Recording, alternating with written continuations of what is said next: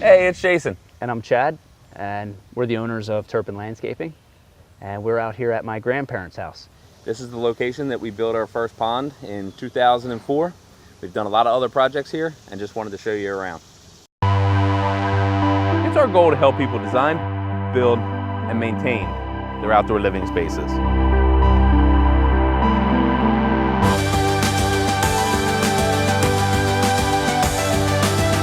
Keep building your outdoor dreams. In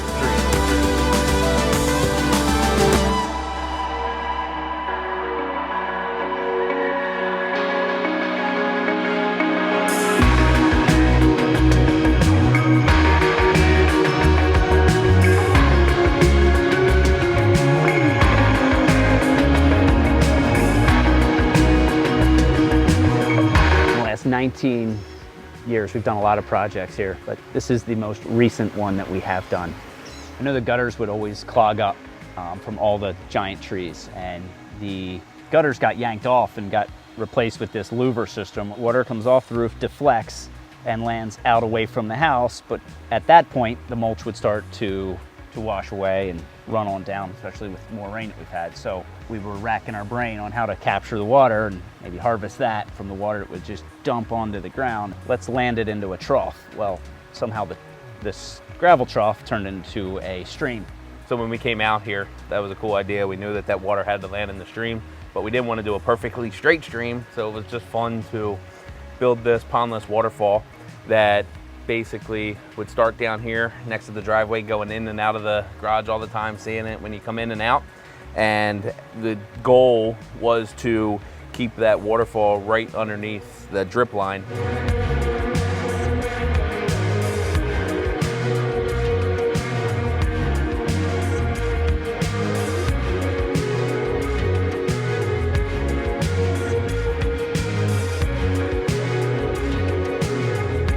When you first walk out the door, we wanted it to be a little bit more unique than just our traditional way of a waterfall coming out. So we installed some basalt columns. I think they look really nice. They give you a little bit of extra sound and splash. They give you some height and elevation that you can really see from the street. So it was just a unique way to start the waterfall. It had rained, and we actually could see right where the water was landing off of the roof. So what we did was we followed our stream down through that area. We carved out our shelves for our stream, installed the liner, put all the rocks and the gravel in. We didn't want our waterfall to be completely straight, so we still made a curve around, but there are certain areas where we put some gravel in, did some succulent gardens and everything, so that when that water comes off the roof, it comes down and it either lands into the waterfall or onto the liner, which then runs into the waterfall. And I really like how it came out. I think it looks really natural, and Becky and her team came in and did a fantastic job of finishing it off with the landscaping. Rock was over there in the yard, and my grandfather kept looking at it and saying, "That's going to make a nice bench. That's going to make a nice bench." Well, this is where that bench ended up, right here next to the basalt columns in the shade. Not a bad spot to sit. Not only did we want it to be very functional, want to take care of the erosion issues, want it to be self-sustainable and do some rainwater harvesting, but we also wanted to keep the design really cool.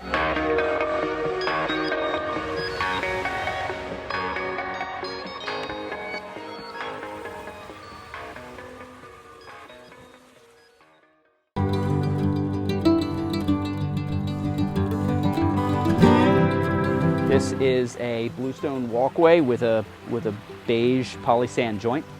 This stone was chosen to have a lot of contrast. It's very important to my grandfather to have a variation of different colors that, you know, complement each other. So you have blues, greens, grays, that lilac, beige color. So you really get a different, a lot of different colors that work with the landscaping.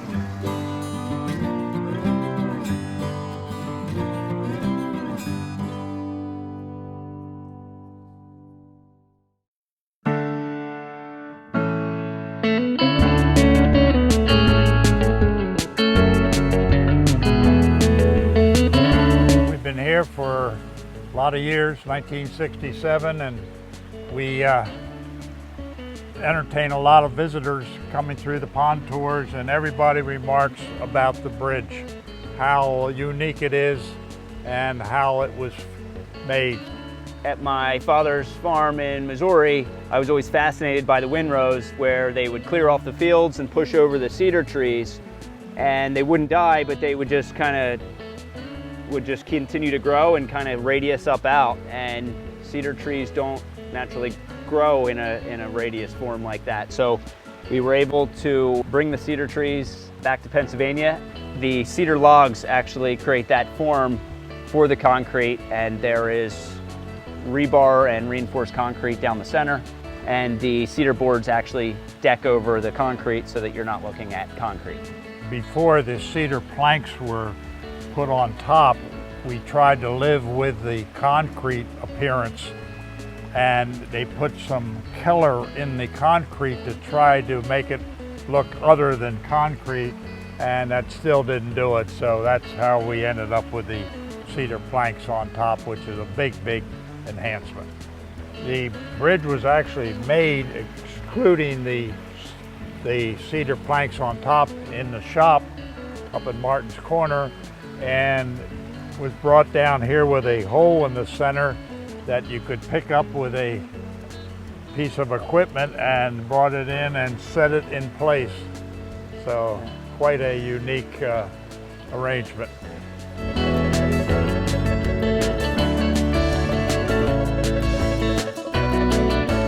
The original patio was concrete, and we explored different toppings to put on the concrete.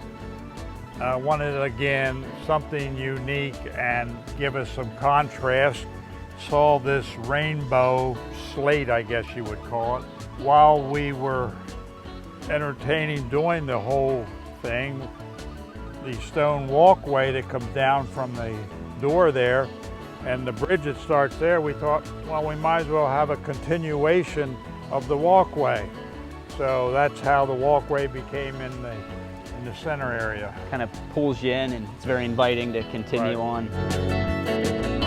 The gravel joint was big, but we don't want the gravel to get blown off with the leaf blower. So it's actually a poly material that's mixed with the gravel that goes in the joint to give you that look. So you can't pick that out with your finger if you wanted to. The silver dollar is an 1886 silver dollar that was in my family. So we had the silver dollar in the old porch up there, and then when we redid this, we moved it down here. So that's the story of the 1886 silver dollar.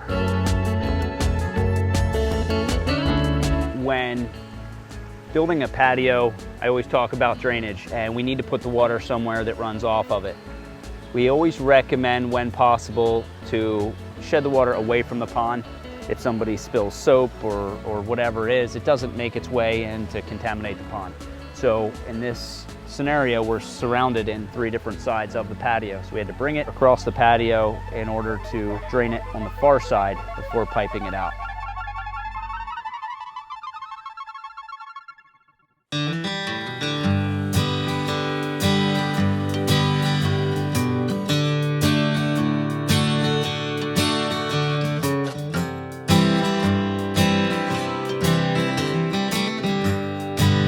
I know it was important to you to have a ramp coming up with as few steps as we could with this bridge area, and then just a handrail in case anyone gets too carried away at any of these parties that we have here. The cedar that we chose here just to hold up for a long time, it actually comes all the way down. That actually is the trunk that was installed there, so that to give the illusion like somebody planted a tree too close to their house. That is on both sides that we're able to do that, and just set a quick handrail over top to bring them together, almost as if it were a branch that was already naturally there. So it was important to, again, keep the contrast. The lilac and bluestone mixture coming up the ramp played really nicely with the water feature, the rustic cedar logs that also came out of Missouri. To tie it all in, we've matched that with the dry stack bluestone wall, where the water feature then comes out of that. The fountain was the original water feature, came from my parents' home, and that was part of a fountain and So we decided to put it in here. The base of it is no longer here. In doing the wall, the water trays, I call them, had one here, and then we thought, well, it's enough room, let's put two. Inside, looking out, it's hard to see these two, so we decided to put a third one over there that you could easily see from inside. So that's how we ended up with three.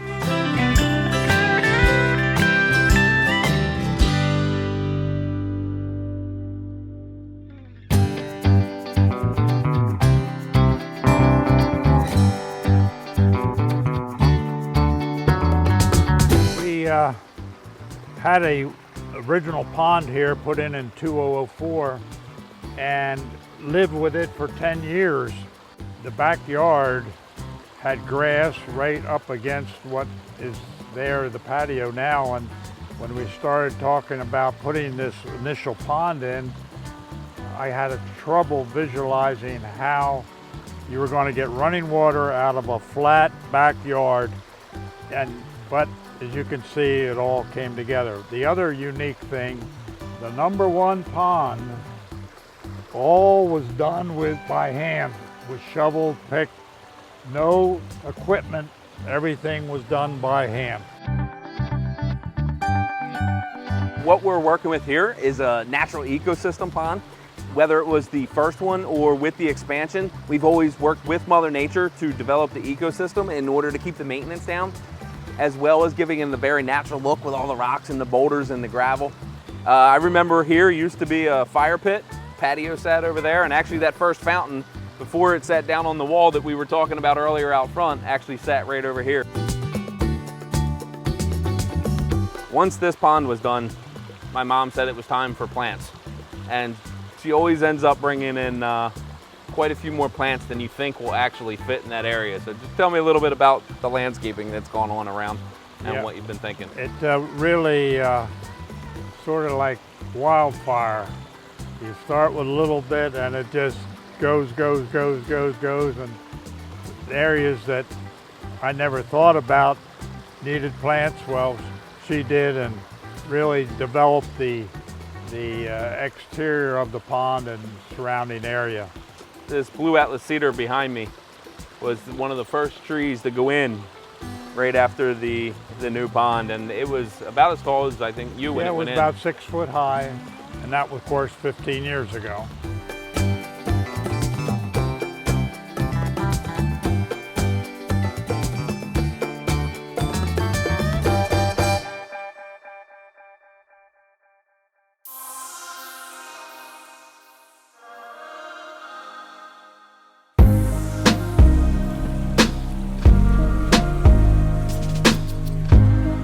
So there's always a lot of firsts here at my grandparents'. This was the first pond that we installed these stacked slate urns. I think they come out really nice. These are made of a resin material that is meant to look like a natural stone. There are lights in these, so at nighttime you got this nice glow across the top and it really illuminates the water. You know, there's a lot of different theories that go into constructing waterfalls and water features and ponds. And you know, there's the formal side, there's the natural side. Here, what we tried to do was just create a really nice mix, creating both the natural side, but adding some other elements that just, we think, made it pop. Many of our water features have skimmer boxes, and skimmer boxes are the mechanical filter that not only houses our pump, but it collects all the debris. But here we went with an upgrade. So instead of having that skimmer box that's pulling the water across the top into a plastic box, we did a waterfall going out. And we did that so that they wouldn't have any boxes to clean or anything. But instead of that being pulled into a plastic box, it's now being pulled across the top of the waterfall, down over to the waterfalls, and the gravel at the bottom is acting as your filter. I really like negative edges because you don't have a skimmer box to clean, and I think they look really nice. I think they're very natural. The reservoir tank at the bottom of this one stores about 2,500 to 3,000 gallons of water that allow this pond to fluctuate up and down when it's raining and when you're going through dry times, hot times, and evaporation. And it's very beneficial, I feel, to have that many gallons of water stored in the dark without the sunlight underneath the ground. And it also does a really good job of making your water garden self-sustainable, since that tops off the house whenever it rains here. So we got a lot of rainwater harvesting going on here that we utilize as making your water garden self-sustainable. This is the negative edge, and where we have the basin that holds about 3,000 gallons of water. The 4 pumps that control the bog, the urns, the #1 pond, as well as the wall trays are all located in the bottom of this basin. We can control just running 1, 2, 3, or 4. Hope you've enjoyed seeing the different materials, designs, water management situations that we've done over the last several years. It's been a lot of fun projects. If you have any questions, please put it in the comments below. Please remember to like and subscribe. And until next time, keep building your outdoor dreams. Good job, guys. Good job. If you would like to start building your outdoor dreams today, contact Turpin Landscape Design Build.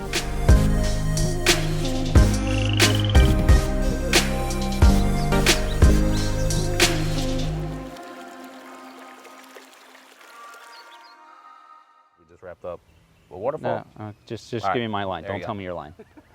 I'm already screwing this up. Yep.